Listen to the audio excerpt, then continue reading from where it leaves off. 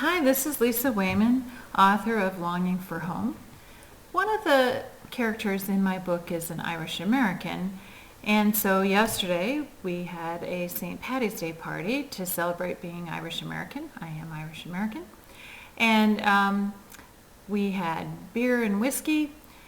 I don't serve green beer, so we had Guinness and some other Irish beer, though I have to admit we did not get to the beer. We just tried the whiskey.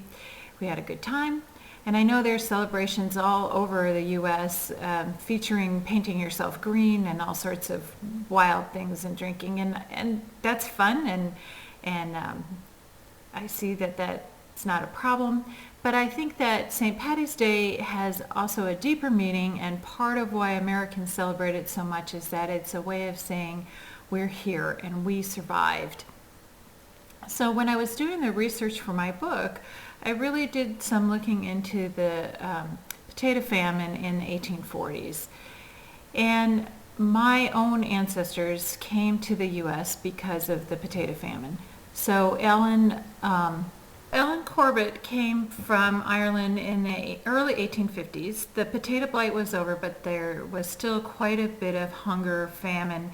Out of 8 million people who were living in Ireland in the 1840s, 1 million died. And then several million more immigrated to the U.S. So Ellen was only 7 years old, and her parents sent her to the U.S. to stay with relatives, and they sent her in the care of a 12-year-old cousin. So she got to Philadelphia, and she was supposed to go on to Milwaukee, and the relatives in Philadelphia realized that there was no way they could put a 7-year-old on the train to Milwaukee by herself. So they sent the cousin, and they kept her in Philadelphia. Her husband, John Corbett, came as a 12-year-old, also in the 1850s, for the same reasons, that there wasn't enough to eat.